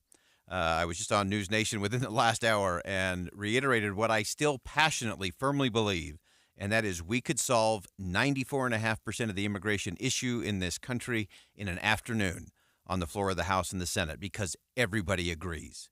Everybody agrees we need a secure border. Everyone agrees that we need to update a very antiquated labyrinth of a process that makes it better for people to come to the country illegally than it does to have them come here legally. We need to know who comes in the country and who leaves the country. I always say, surely, if Disneyland can tell me where my family is at any time in the park over a 3-day period, surely the greatest country on earth can figure out how to tell who comes in and who leaves. We also talked about the essence of compassion and those asylum seekers and how we get that process fixed. No one's more compassionate than the American people. We know what to do with very compassionate cases. We also know what to do with thugs and bad guys, by the way, and I trust the American people on that. The problem is that we have politicians on the left and the right who would much rather have a photo op or a lack of a photo op to make a political point and send out a fundraising email than they are to actually do the job and get the policy done. So that's where we are. And, of course, the Biden administration was very quick this morning to criticize the Republicans going to the border because it was just a photo op. Republicans at the beginning of the Biden administration were counting the days that the president did not go to the border to assess the situation. So I'm going to set all that aside from both sides. Let's take a listen for a minute in terms of what Speaker Mike Johnson did say at the press conference, and we'll look at it from both sides of the political spectrum. So hopefully we can get to the real simple solutions that would actually solve the problem. Some of the first actions that Joe Biden took when he rolled into the Oval Office were that he rolled back border security measures. They were put in place by the Trump administration. We all saw it happen. Remember, it was on his very first day in office that President Biden stopped construction of the southern border wall, and he ended the Remain in Mexico policy. It was estimated on our tour just a moment ago that if the Biden administration would reinstate just the Remain in Mexico policy, it could stem the flow by probably 70% or more, but he refuses to do it. All right, so I do think that criticism is fair from Speaker Johnson in terms of the Remain in Mexico policy. I was just on with a Democratic strategist, someone who was part of immigration under the Obama administration. And he said, yeah, for the most part, it would solve maybe not quite 70%, but at least 60 or 65% of the problem when it comes to those asylum seekers if you just had that Remain in Mexico policy still intact. Now, also interesting, Speaker Johnson claimed that the Biden administration can act at this moment without Congress by simply changing that border policy. And despite the White House's claim, he has all the authority he needs right now under existing federal law to stop this madness. But the message his policies have sent is the opposite of that. It's quite clear. Under President Biden, America has laid out a welcome mat to illegal immigrants, smugglers, and cartels. He is responsible for the grave threat to our national security and our nation's sovereignty that these policies have created. Now I'm going to rack this one up into the you cannot have it both ways, gang issue. The Republicans are saying the Biden administration can act alone and act on this, don't have to wait for Congress. And we have seen that that is true under both Republicans and Democrats. It is also really bad to have the president doing things with a cell phone and a pen. Republicans were adamant that that was such a travesty under President Obama when he said, I will just do it with a cell phone and a pen. Executive order. We saw President Trump used an executive order to create some of those immigration policies. And what is done by executive order gets undone by executive order every single time. And in the middle, what happens is a whole bunch of court fights. And things work their way through the courts and ultimately end up at the Supreme Court. And we wonder why the Supreme Court is so politicized.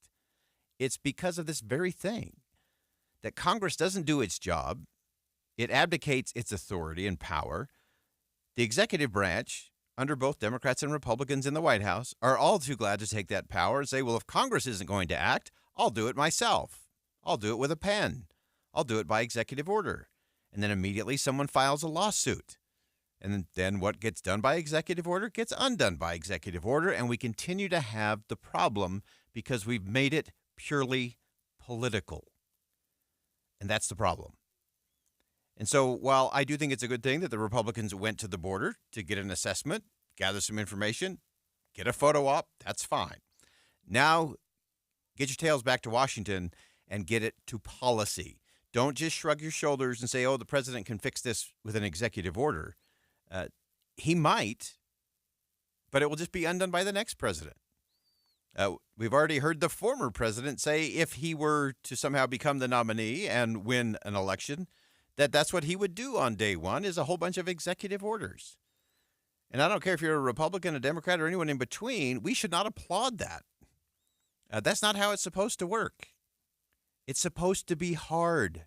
It's supposed to take time. It's supposed to require real thinking and the integrity of compromise, and especially on something as important as national security, immigration, and those seeking asylum into this country. Now, there are a group of lawmakers who are taking this seriously, who aren't just sending out fundraising emails about the horrible, awful other side that either is for an open, porous border and let everyone else overrun the country, or completely locking it and shutting it down and not letting anybody in. There are some serious lawmakers in Washington. Senator James Lankford from Oklahoma is one of those.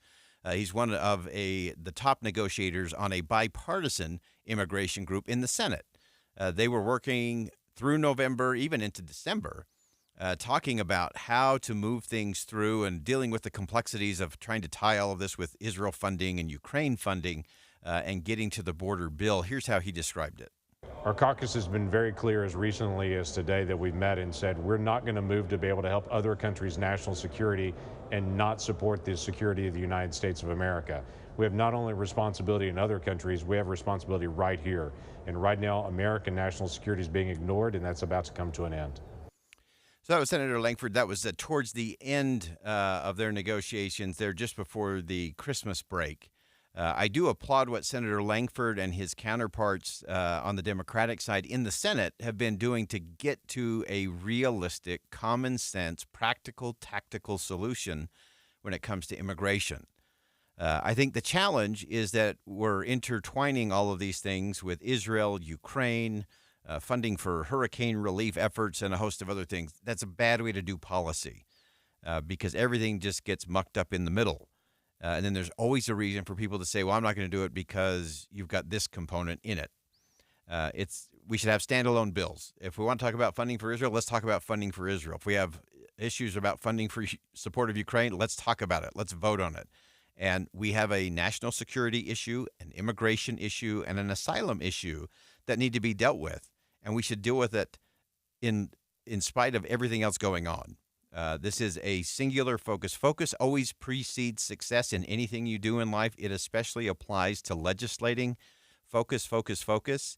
And if we can get the members to quit debating who got the better photo op or who hasn't shown up at the border to have the conversation and just sit down in the marbled halls of Congress where you're supposed to be and get the conversation going and get the work of the American people done. We can secure the border. We can update the immigration system. We can deal with those compelling, compassionate cases that are seeking asylum. We can do it all. We can do it simply. I think we could do it in an afternoon if there was a willpower to go with the political power in Washington. We'll be right back.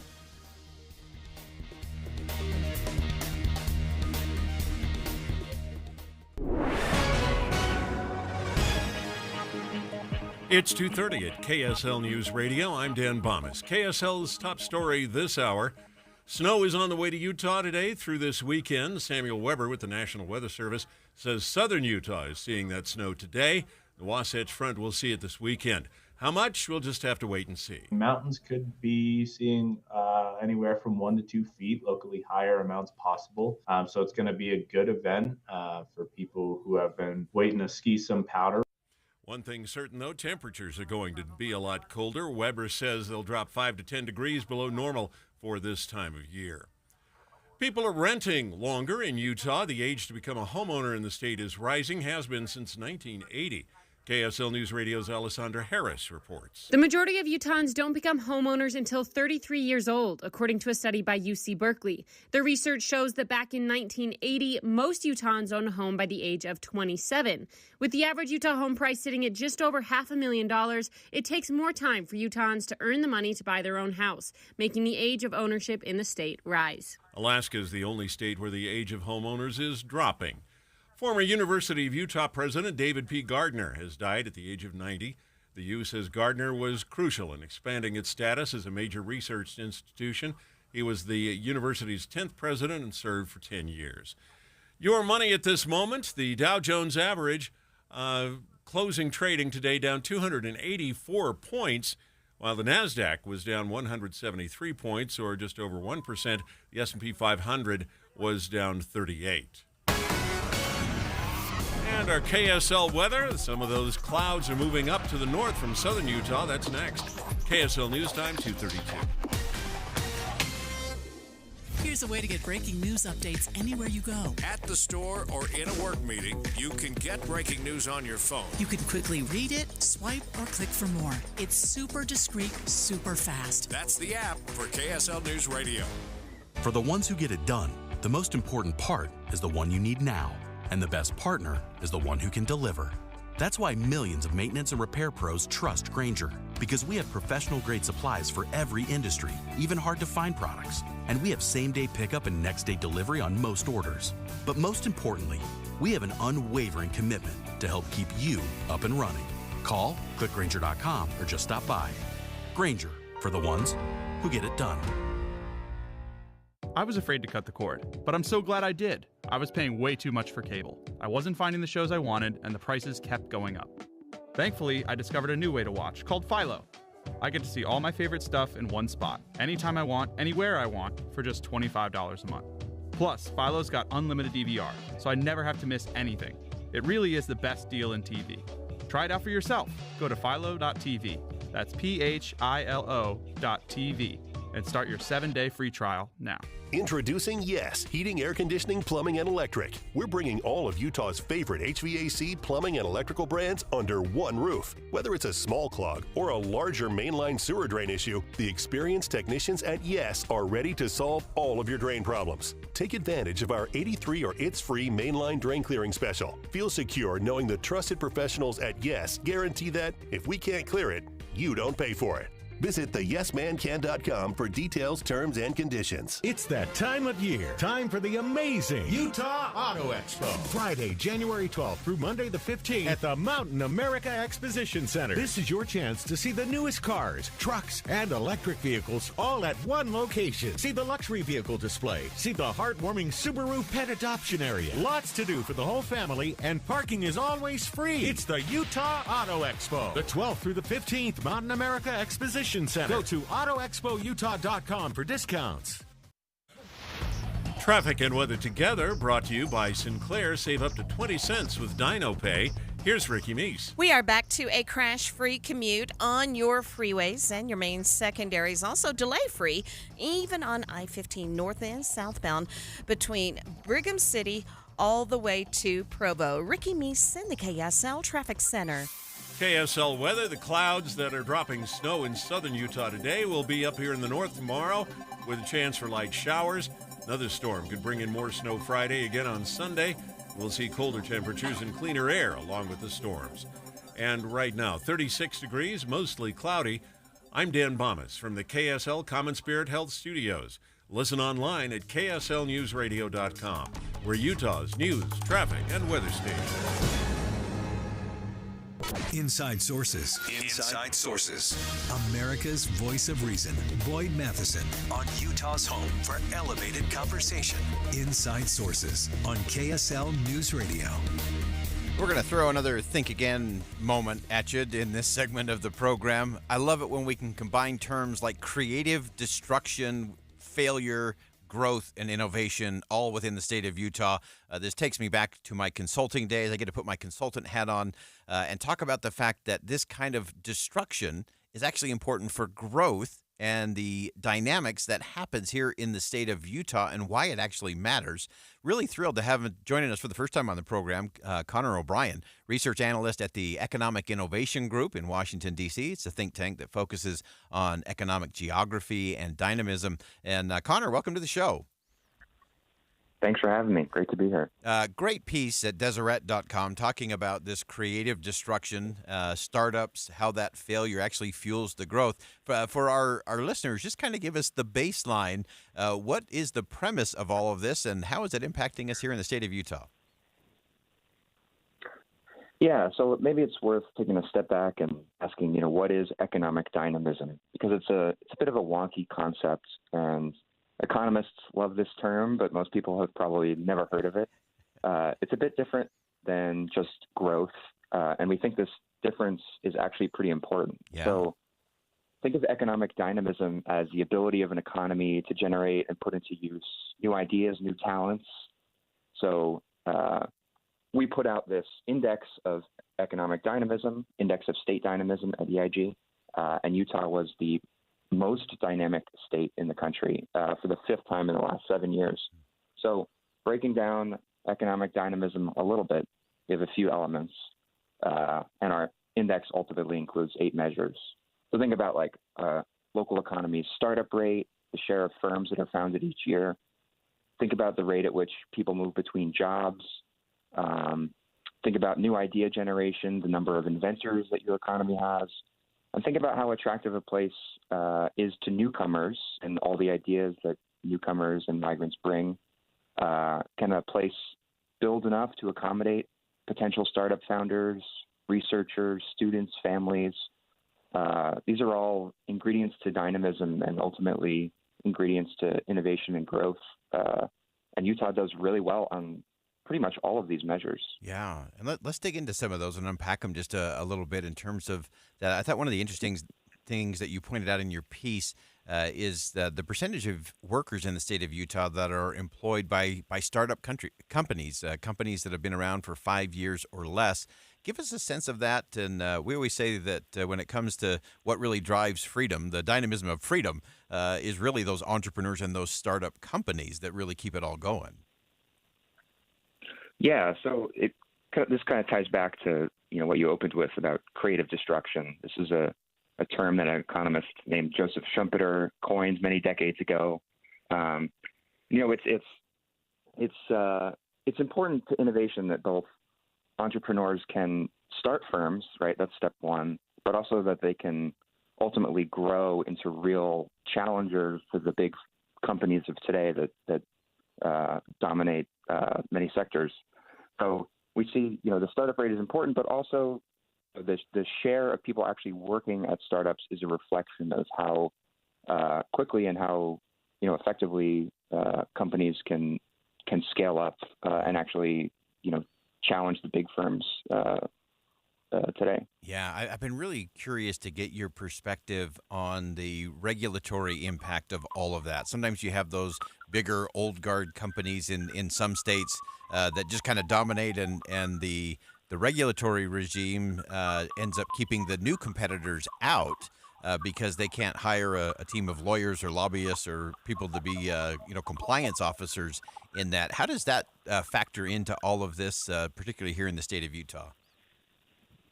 Yeah, I mean, in theory, right, like the regulatory costs hit small business owners, startups, disproportionately because they, don't have the high-priced lawyers or the policy team that can, negotiate with local officials. I can't speak much to Utah, but I know that is like a sort of evergreen concern, and potentially, I think the research is a little bit mixed on this, but potentially one of the reasons why, at least up until the pandemic, startup rates nationally have generally been in decline. And then as you look at it also, because you talk about the element in terms of failure. So when you do have a lot of startups, you do have a lot of failures. So you do have that turnover and regrowth and renewal. Give us a little sense of what you see and how you see Utah kind of move through that cycle from idea and innovation and entrepreneurship to some of the back end of where some of those move up and move into bigger companies. Some fail and start that regrowth process all over. Yeah. So one of the important premises of the piece was that Utah scores very highly both on its startup rate and its business closure rate, which maybe sounds bad and counterintuitive, but dynamic economies generate lots of new ideas and new firms. But for those ideas and new businesses to stick, challengers need to be able to actually displace dominant firms, and some of those may fail, right?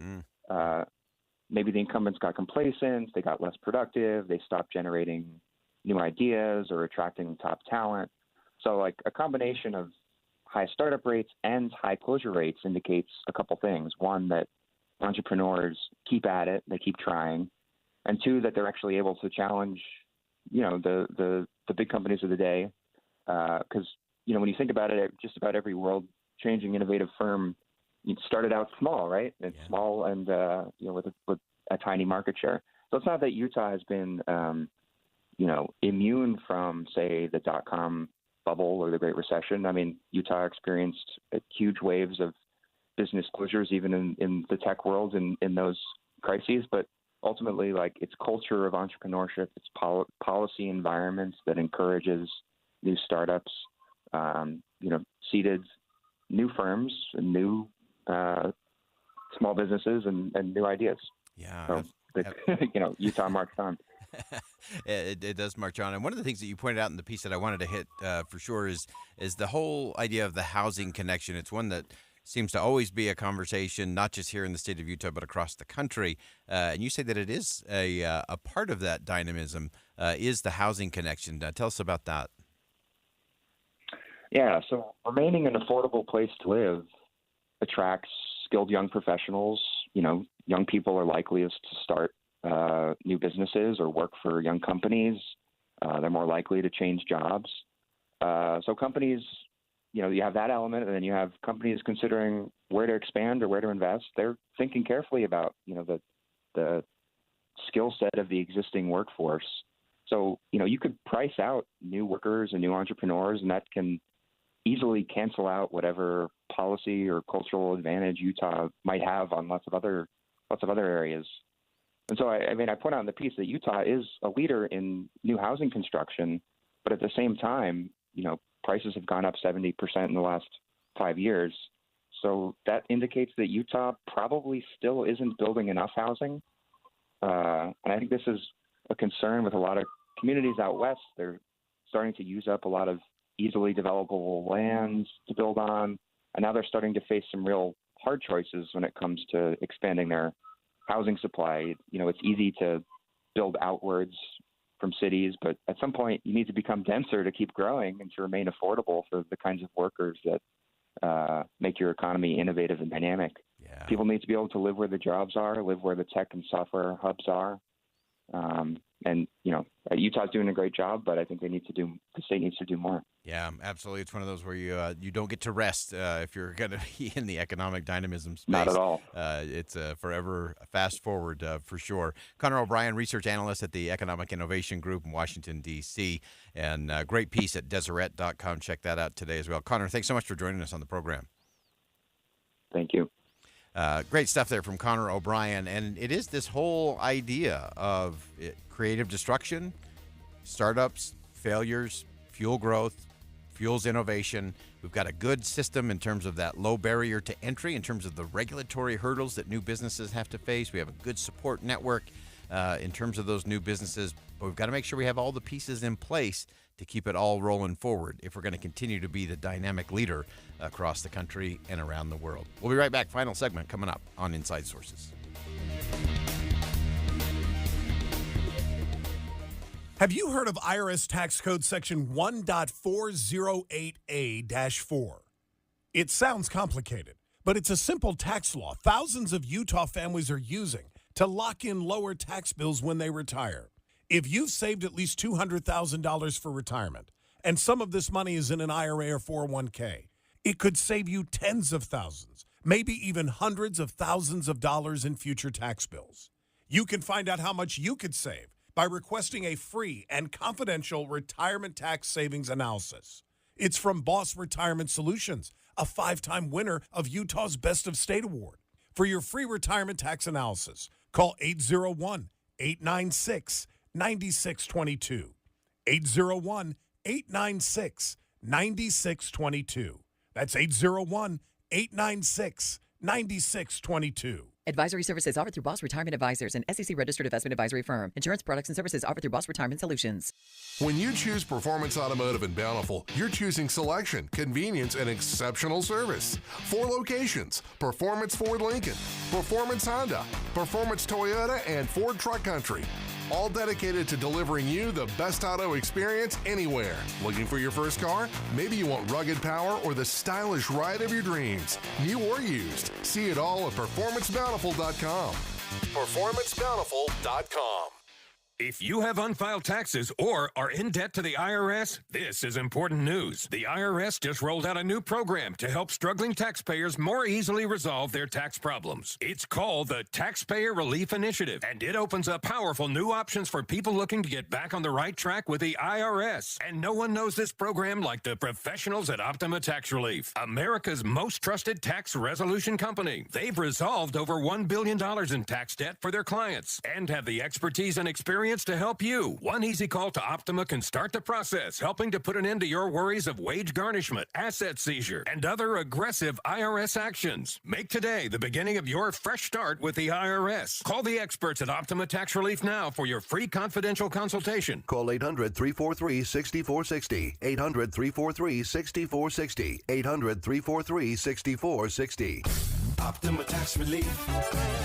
Some restrictions apply. For complete details, please visit OptimaTaxRelief.com. Getting help with plumbing repairs is easier than you think. All you have to do is call Any Hour Services or schedule an appointment at anyhourservices.com. No one helps more homeowners than Any Hour Services.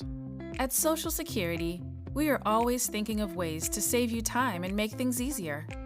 That's why we created My Social Security.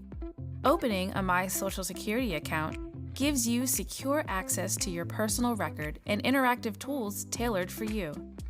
You can see if you are eligible to receive benefits, view spousal benefit estimates, and compare retirement benefit estimates at different ages or dates when you want to start receiving benefits. Already receiving benefits? Use your account to change your address, set up or change direct deposit, get a proof of income letter, and more. In most states, you can also request a replacement Social Security card. Save time. Go online. Open a My Social Security account at ssa.gov/myaccount. Social Security. Securing today and tomorrow. Produced at U.S. taxpayer expense. Victor deployed for the first time to Afghanistan in 2003. At 4 a.m, my phone rang. They said, "I regret to inform you that your husband was wounded in action." Victor sustained a moderate traumatic brain injury. I was doing school full-time, and I was also then caring for Victor. One of the most important elements of caregiving is taking care of yourself. I just didn't want to forget that I also had goals and that I also had a life. What I did is I challenged Victor to meet me halfway. There are almost 6 million military and veteran caregivers across the nation. We have our own journey, and we can fulfill that journey at the same time that we are helping our loved one. Visit aarp.org/caregiving for a free military veterans guide to navigate your caregiving journey and better care for your loved one and yourself. Brought to you by AARP and the Ad Council. Boyd Matheson on the pitfalls of politics. Sadly, both political parties are more interested in scoring political points than they are solving the American people's problems. They're playing a zero-sum game, and it's not zero-sum. It's everybody coming together. We have to come together. Compromise has integrity. That's a big part of what's going wrong in our nation's capital and in many conversations around the country. Inside Sources with Boyd Matheson, 1 to 3 on KSL News Radio. Mom and Dad used to argue about everything, especially about Dad's drinking. My family went from totally crazy to quiet, calm, and even peaceful when Mom started going to Al-Anon family groups. I wanted a better relationship with Dad, so I asked Mom if she would take me to her Al-Anon meetings or to Alateen. I'm sure glad I did. If someone's drinking troubling you, you might be surprised at what you can learn in an Al-Anon or Alateen family group from people just like you. Call 1-888-4-ALANON or go to alanon.org. With the 3 things you need to know this hour, I'm Dan Bomas. First, southern Utah is where today's winter weather is showing up. Second, environmentalists criticizing plans for an inland port facility in western Weber County. And third, how old you have to be to buy a house in Utah. Turns out older than many buyers were just a few years ago. Right now, 36 degrees, mostly cloudy in Salt Lake City. Back to Inside Sources on KSL News Radio. Hear elevated conversation on crucial issues. Boyd Matheson on Inside Sources. Welcome back to Inside Sources here on KSL News Radio. Great to be with you today, as always. I am Boyd Matheson. Earlier today, Robert F. Kennedy Jr. came back to the Beehive State, held a press conference here in Utah. announcing that he had officially made it onto the ballot for the 2024 presidential election. So the independent candidate has been facing the big challenge of gaining ballot access in all 50 states in order to have a chance at the presidency against whoever the nominees are for the Republicans and the Democrats, whether that's President Biden and former President Trump or any other combination that it might be. So the question is, can Mr. Kennedy do it? How will the election be affected if he does get on the ballot in all those states? But I want to get past all of that because I think the whole idea of ballot access is a big deal that is a big problem in the country. Now, we had Robert F. Kennedy Jr. on this program when he was here launching his effort to get on the ballot in Utah just about a month ago. And, of course, today was the return trip because they had achieved it. They had gotten it done. And so there was a press conference today, and Robert F. Kennedy Jr. thanked Lieutenant Governor Deidre Henderson, who agreed to extend the ballot access deadline for independent candidates to gain ballot access, giving Robert F. Kennedy Jr.'s campaign a little more time to gather the necessary signatures. In Utah, I want to thank Lieutenant Governor Henderson for cooperating and removing one of the unconstitutional barriers. So we were litigating this case at the same time we were getting signatures. These volunteers went out, so we got more than double the signatures we needed. So Kennedy went on to talk about what I think is the big problem, ballot access, for anyone who is not a Republican or who is not a Democrat. Kennedy has been very vocal in accusing the two parties of maintaining a very undemocratic hold on the entire election process. One of the side issues that I think has been raised throughout this campaign in many, many ways is the undemocratic lock that the major political parties have on this process. Most democracies in the world have a variety of political parties, but the Democratic and Republican parties have succeeded in this country in implementing a number of rules and procedures that make it almost impossible for anybody to challenge their chokehold. And we see this in many different ways across this campaign. So Robert F. Kennedy Jr. Has, I think, hit something that really does matter, and that is the fact that both Democrats and Republicans, the party apparatus, does have a stranglehold on the process and access to the ballot. They automatically get to go into all of these states and have their candidates on the ballot. But if you're an independent candidate or if you're a new party, you have to go through all of the different hurdles, all of the different challenges. It costs tens of millions of dollars to try to get on the ballot in all 50 states because each state has a slightly different process. Some have very early deadlines like Utah did.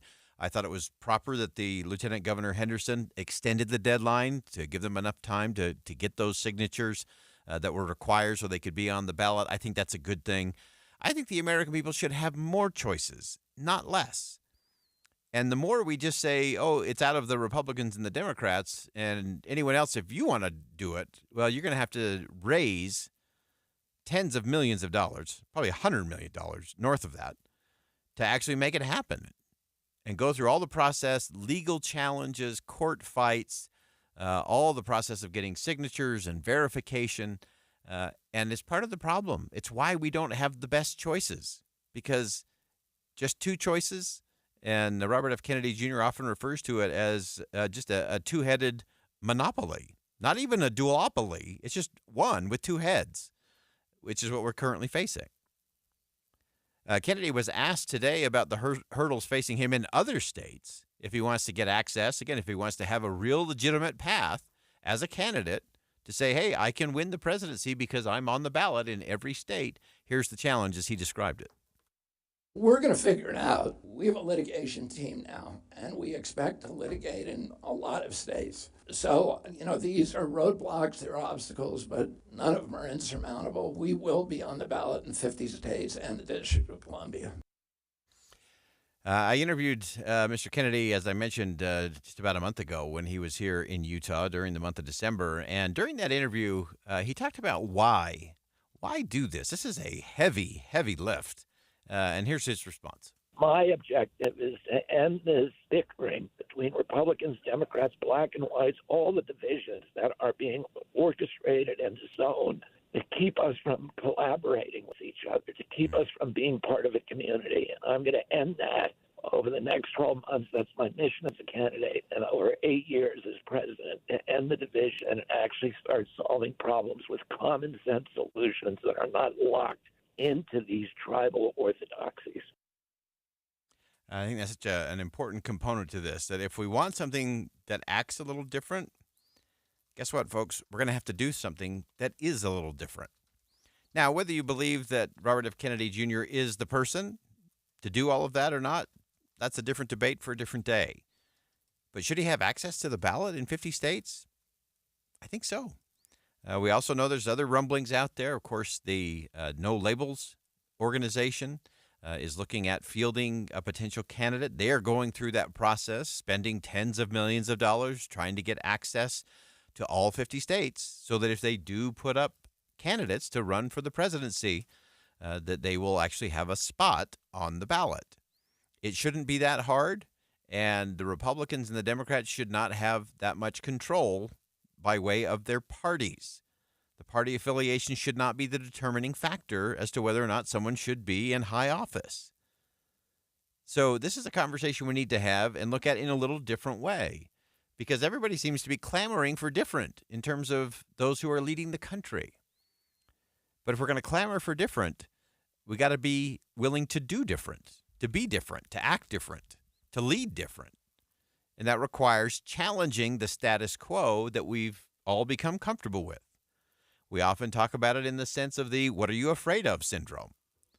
And Republicans and Democrats will make you very afraid because they'll say, don't vote for an independent candidate. Don't vote for a third-party candidate. You're just throwing your vote away. And if you do that, you'll lose power. The evil, awful, horrible other side will win if you do that. And as long as we all believe that as voters, then that's exactly what we're going to continue to get. And so we do have to ask the elected officials, what are you afraid of? But we have to ask ourselves, what are we afraid of?